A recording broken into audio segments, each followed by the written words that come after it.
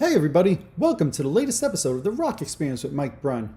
On this episode, I'm really excited to have joining me lead singer of Buckcherry, Josh Todd. We're going to talk all about their forthcoming album, Volume 10, as well as many other things. Lots of great conversation in this one. I think you guys are going to really enjoy it. So let's jump in and let's get started.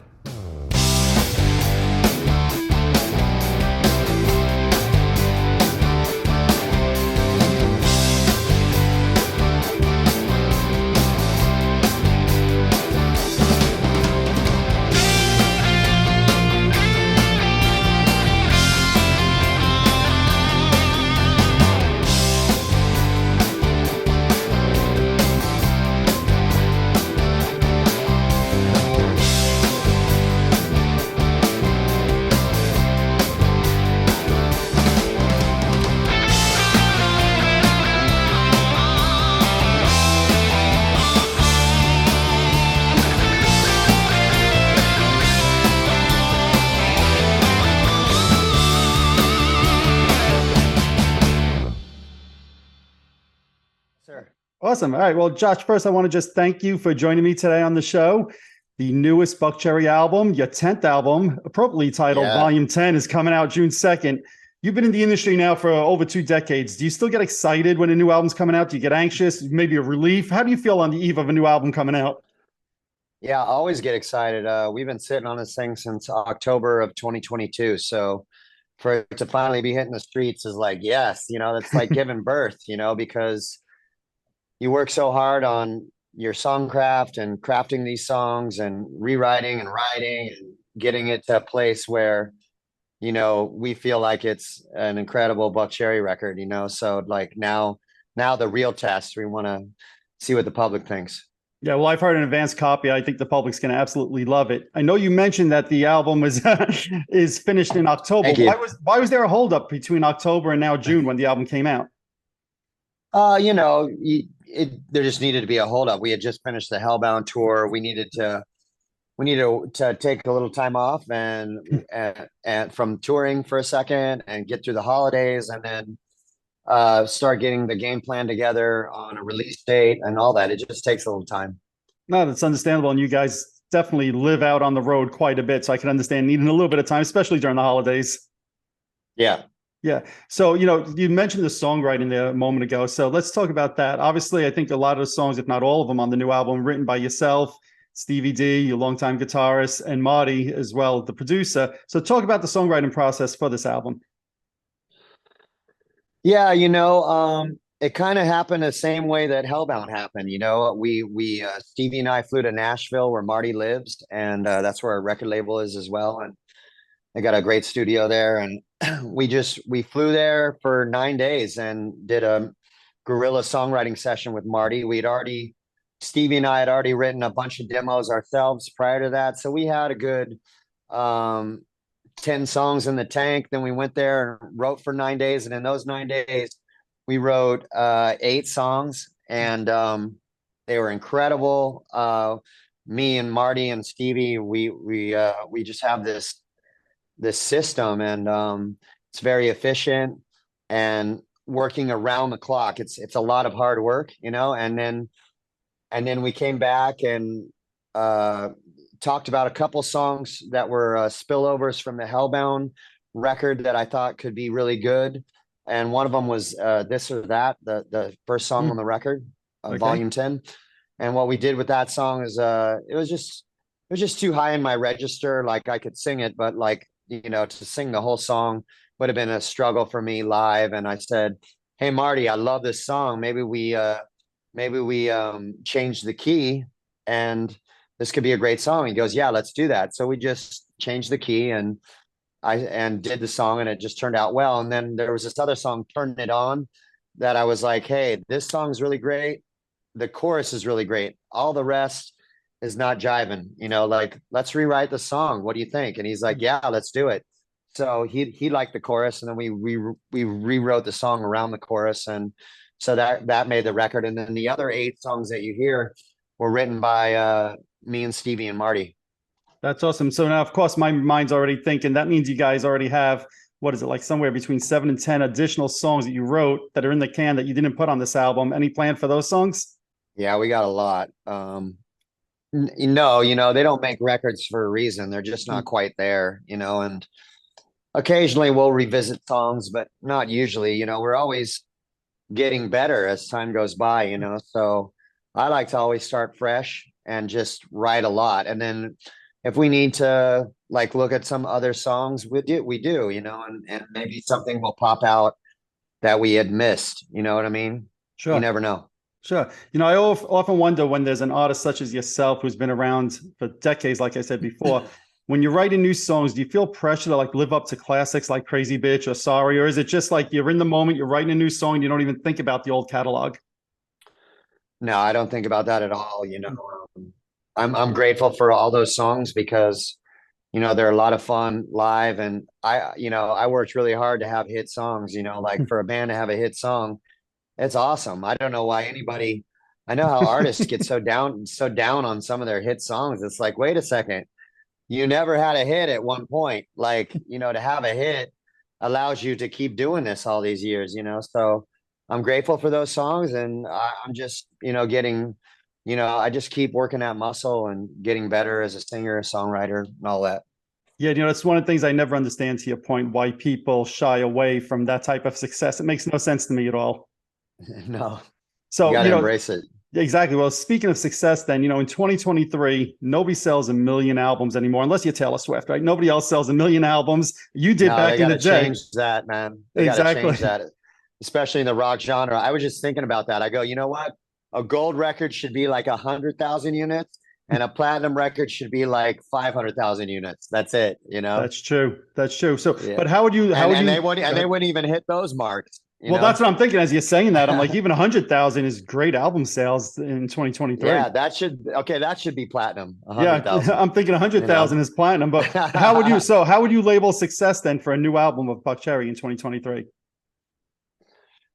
Oh man, it's records now are just a marketing tool. They're not like what they used to be. So I think we just look at streams. We see how many times the songs are streaming, and that's what we really pay attention to now. And so I just want a lot of streams, and I want, it's kind of cool because we're getting a lot of young people that come to Buckcherry shows now that are there because of Spotify and Apple Music and stuff like that. So that's really cool, and they're listening to all kinds of Buckcherry songs, not just like the singles. So in that regard, it's really cool.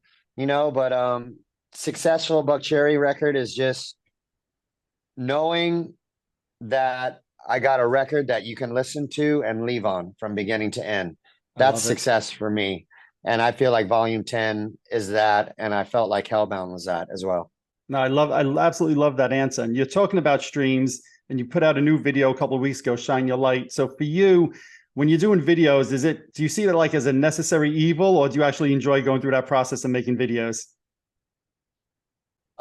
Yeah, I like it now because videos are all lower budget and you get them done in a day. It's like there's no more 2 or 3 days to do a video like way back in the day. Yeah. So yeah, we just like to knock them out, because you need them for content. There's content on the internet is very important now. I would like to do a video for every song on the record, but it becomes too much money, at the end of the day. Even low budget videos, you got to spend some money. So we'll see. I think Shine Your Light came out really well, and Good Time, and so now it's all about, okay, what are we going to go with here down the road in a few months, so we're all kind of talking about that right now. That's awesome. Now, the album is filled with a bunch of great rockers. I know you've been doing some of them live in concert already. One of the standouts to me is the song Keep On Fighting. So just talk about that song a little bit. Yeah, I'm glad you like that. It's a great song, just a really aggressive song. And when I heard it, I was, I just sat back, listened to the music, and kind of reminisced about, the past and what the song brought out in me. And it was aggression. And all the things that people told me I couldn't do, and the bullies back in the day, and the bullies in this music business, and all the fucking shitheads, Mm, and all those people, and how when that happens, it feels like a lot of pressure, and what that does for me is it gets me back into who I am. mm. I have to retreat into who I am. None of this matters unless I'm happy with how I want to portray myself as an artist, as a singer, as a songwriter, because there's always been that shit going on in my life throughout my whole career, even way before Buckcherry, and that's Sure. what Keep on Fighting's about. So who is Josh Todd in 2023? I just want to be honest with my Mm, art. You know what I mean? I want to be honest and say what is right for inside of me so that I can own it on stage. You know what I mean? absolutely. And sometimes that works for me and against me, and but it seems like whenever I am true to who I am and what I want to do, it all works out in the end, and that's what people really gravitate towards. And I think that's what people like about Buckcherry, that it's sincere. Absolutely. And one of the things I love about the album is, to me, there's a lot of different dimensions. I mentioned before, there's a bunch of rockers, but there's also a few softer songs or ballads, whatever you want to call them, both pain and feels like love. So feels like Yeah. love feels like it has this like Def Leppard influence to it, which I wouldn't have expected from Buckcherry. So talk about that song. And am I right in saying there's a Def Leppard sound or influence to that song?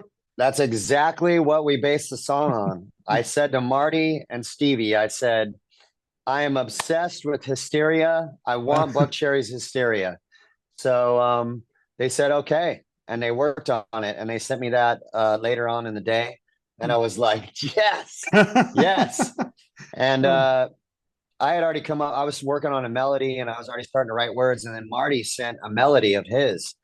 He just scattered some stuff over it. And I was Sure. like, oh, this is so good. Mm-hmm. I go, your melody beats my melody. I'm going to write over this. So, yeah. And it took me like about 2 hours or so to write the lyrics to it. And it was done. And it's so great. I Yeah. sang it earlier today. It's so fun to sing. No, it's a great song. Like I said, it kind of took me a little bit by surprise because I think Buckcherry and I think of us 70s, 80s music. I think AC/DC, I think early Guns N' Roses. So all of a sudden hearing a song that sounds like Hysteria, I was like, ooh, all right, that was a little surprise to me, but it's a great, great song. Yeah, So, thank you. Yeah, we reference past songs all the time. I think yeah, every artist does of when course. you're writing songs. Just to give somebody who's coming up with music just a spark or some inspiration, and that's all you need. Oh, absolutely. Look, even going back to your early days, your first single, Lit Up, right? So I'm sure you've heard this. So many people compare it to the Kiss song Shock Me, right? Yeah, yeah. That never was, I don't know. I didn't write the music to that. I only Yeah. wrote the lyrics and the melodies. So I don't know. I don't think Keith was basing it on Shock Me, but you can ask him. But no, that never came up. But whatever. I mean, we love Kiss as well, whatever happens.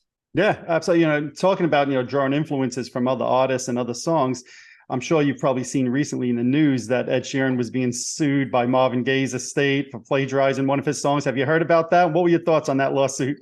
Yeah, it didn't take. He went in there and Yeah. broke the song down, and he won the thing. I mean, um, I don't know. I guess some songs are just blatant ripoffs, and I guess they don't hold up. But I don't know too much about that litigation. But all I know is that he won his case, from what I understand.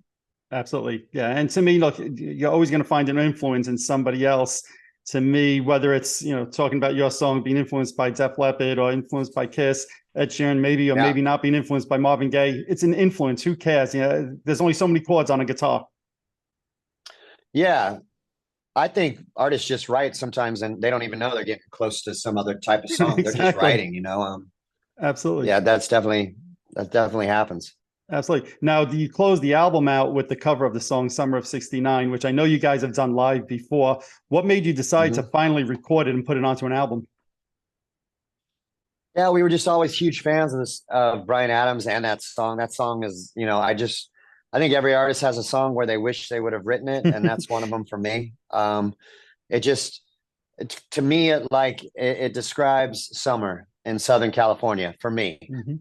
I mean, I just all the things he says in that, and all the things I experienced from the beginning of a summer to when I had no responsibilities and I was just raising hell and going to high school, and I love that song, So it just we performed it live a few times, and our manager happened to catch it one time, and he's like, "You got to record that song." And we're like, "Okay, yeah, we'll do it," sometime.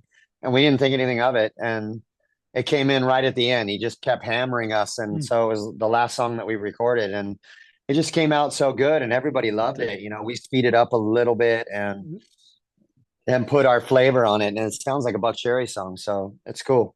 No, it's great. And I happen to love the song myself. I think it's one of the greatest pop songs of all time. And you guys do a great, great version of it. It's true enough to the Thank original, you. yet you still made it your own, like you said.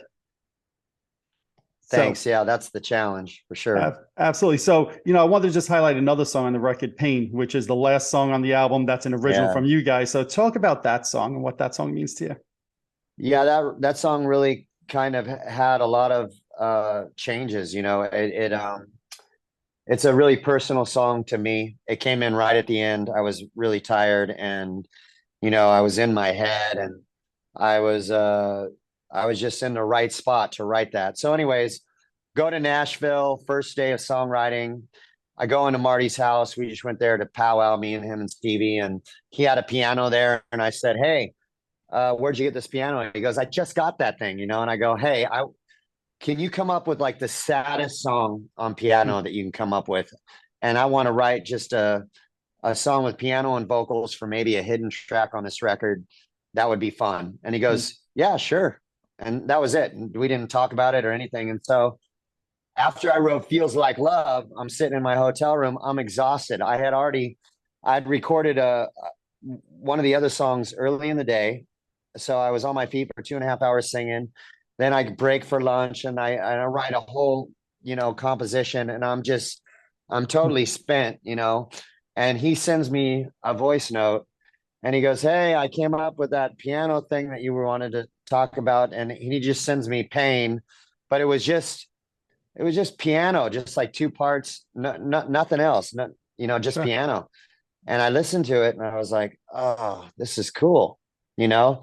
But I didn't think I had anything left, and I'm trying to go to sleep, and I'm tossing, I'm turning, and I'm like, "Fuck it, I'm gonna write this right now." Mhm. And I just got in there, and I hammered it out, and wrote the lyrics, the melodies, everything.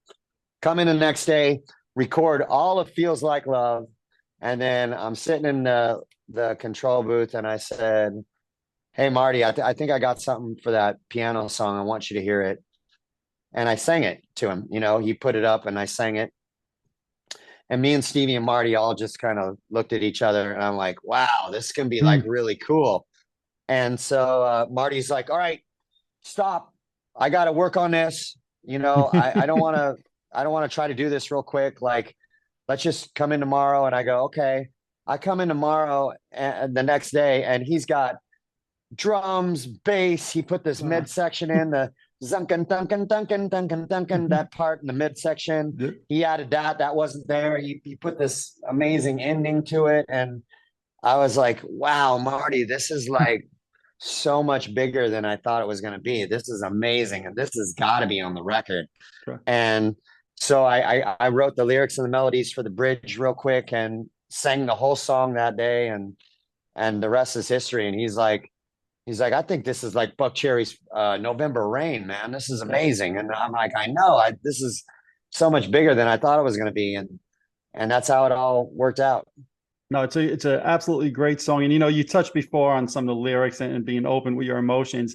And just on a personal level, I want to thank you through the years for being open and honest. You unfortunately at a young age you lost your father, and I know somebody who committed suicide, and somebody else close to me attempted. And just hearing the stories from you and other people makes you realize you're not alone. And being able to share those emotions and with other people publicly the way you have is I think, really helpful to other people who've had those experiences. So I just want to say thank you for that. Oh, cheers, man. Yeah. Yeah, it's hard. It lasts your whole lifetime, that kind of thing. And there's an emptiness and there's a hole that you got to really work on, and pain is kind of about that inner voice inside me that I don't Hmm. talk about to other people, that those defeating type of voices that I wake up with every day that I have to really work hard on squashing, and I think a lot of people deal with that, so hopefully that song will really resonate with people. Absolutely. Now, obviously, you've been on tour for months with Skid Row, and I know you have more dates forthcoming. Just have the show. When I first heard the pair in Buckcherry and Skid Row, my first thought was, really? That's an interesting mix. But then it was like, no, that makes a lot of sense. And the feedback has been great from the people Yeah, going. How's the show's been? a lot of sold out shows, really great attendance. Like, who would have thought, and I think Skid Row feels the same way. We're all just happy that it's going on, and so because of that, we're riding a wave. We booked a second leg, which we're starting on Friday night, and then we booked a third leg, and there's even talk of a fourth leg. So we'll see. And we're Nice. going into Canada with it, and it's just working out. It works, and they dropped a record not too long ago, Yeah. and so we're out there both promoting records, and it's working out. Absolutely. Now I'm going to put you a little bit on the spot here, maybe. I don't know. But I've read in an interview, you said that one of the venues you love playing is the Paramount in Huntington. Now, I don't know if that was accurate, what I Yeah, read. I was surprised because that's like 10 miles from my house. My daughter actually works there a little bit. What is it about that venue cool. that you like? I don't know. We just always have good turnouts there. We have good shows there. The sound is good in there, and it's just a cool venue. And as musicians, we like that there's like this little village that we can just walk Yep. around and eat and have coffee, and what I mean. So it's like we like going there, and the facility is nice. They got good dressing rooms and showers and stuff Hmm. like that for us when we're on the road. Awesome. Well, I'm hoping to catch you guys with Skid Row there on, I think it's September 9th, if I remember correctly. So I'm looking forward to that. And I've seen you there in the past. So, and it is a great venue. I agree. One of the things, Yeah, obviously, for bands that are on tour these days is they do the VIP meet and greets. And I know you guys are offering that, on this tour. Some people say, of course, you yeah, shouldn't have to pay to meet your heroes. I don't agree with that. You guys need to make a living. Record sales are not what they once were, like we spoke about. But talk about the yeah. meet and greet experience and what it's like for you meeting the fans. Yeah, well, we're not charging what Taylor Swift is charging. Yep. You know Yep. what I mean? Ours is very low, and you get a T-shirt and a picture, and you get to Yep. say hello to us, and it's cool. I love those. We all love it because we get an opportunity to kind of get face to face with our demographic and all the people that have come to see us, and what I call frequent flyers, people that come to multiple shows, Yep. and we get to meet total families, where the adults got into Buckcherry and then they had kids and their kids are already teenagers and they're taking them to Buckcherry shows. It's pretty crazy. We've been doing this 24 years. So that's what's fun about meet and greets. Yeah, and you know what? I'm just going to speak from personal experience here for a moment. Last year, I was on the Kiss Cruise. Anybody who's on the Kiss Cruise knows that each of the support bands does a meet and greet, and it's usually about an hour that the bands have. Yeah. You guys Yeah. stayed, I think it was over 2 hours. The room was emptied. No disrespect meant to any of the other bands. I've been on the Kiss Cruise for 10 years. I've never seen any other band do this. You guys stayed while they're literally rearranging the room so that people come in for lunch soon. And you're signing and meeting with every single person. There was no charge for this. It's Yeah. just you knew the fans were there and you waited for every single fan over 2 hours to make sure you met, shook hands, took pictures, signed stuff. And that just left such an impression on me because, again, all the years I've been on the Kiss Cruise, I've never seen any other band last that long and wait for usually they close the line. Not you guys. You said every single person you let come in. Yeah. We just know, we want to remain humble, and we always think about, like, even before we go on stage, we all get together, we say a prayer, we kind of get focused on gratitude, you know what I mean? Because we can't do this all these years without people coming and spending their hard-earned money to come see us play, so that means a lot to us. All those people paid a lot to be on that boat, so we wanted to honor that. Yeah, no, and look, I could tell you a bunch of the fans were talking about it, so it made an impression without a doubt. What was the cruise like That's for you cool. guys, just out of curiosity? It was amazing, the shows were great, and we got to like scoot around and see a lot of bands we haven't seen for Hmm. a long time, and that was cool. And we have a lot of acquaintances, fellow musicians that we haven't seen that we get to powwow with. And so there's just a lot of love, and then you, everybody that's on the boat, they're very gracious, they're nice. You get to interact with them, and they're not up your ass, and they're totally sweet because they know they're going to be on the boat with you for 5 days. You're going to be locked down. And so it becomes a lot of fun. And so when I'm very active guy, physically active, and I love to compete. And so I would go up on the top deck because there's a basketball court. I Yep. play basketball, and then all of a sudden there was like these Brazilian guys, because on the Kiss cruise you get a lot of people outside of the United States that Sure. are coming there because Kiss is worldwide, and we love that. We met a lot of these people way back in the day when we toured in Europe with Kiss. So Sure. I was up there, and it was all these like Brazilian guys that had never played basketball, and I got to teach them how to play basketball, and they were like really into it. And so we'd meet up there all the time and play basketball and stuff like that. I mean, it was just a lot of fun, and you leave there like knowing like new people, and just good people. Absolutely. And like you said, it's a great opportunity for bands even to commingle with each other. And you guys had, if I remember right, Richie Cotton joined you guys up on stage for Crazy Bitch when you were performing on the pool deck, which is Yeah. cool to kind of see you guys Yeah. perform together. Yeah. I love Richie. I met him at a friend's house up the street here in LA. We have a mutual friend, and that's how I met him. And he had been doing his thing, and I didn't know, this was a long time ago, but I didn't know how good of a singer he was. Amazing. And so I met him through a mutual friend, and then I went down and saw him at the Viper Room, and I'm like, holy shit. Like I became like a huge fan, and like, so we're all big fans of his, in Buckcherry. And so whenever we're around him, we always go, hey, come up and play with us, like if you want to.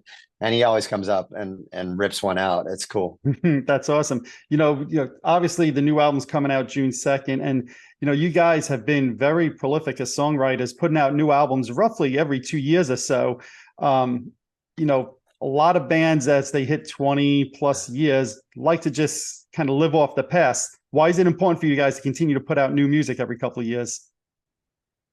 I think those bands that live off the past, they don't make records because they don't like each other. But I you know, I just I I want to make records. You know what I mean? Like I gotta continue to grow as a musician and a songwriter, and I'm gonna make records, as long as I'm doing this. I couldn't imagine like just sitting around and just going out and doing old songs all the time.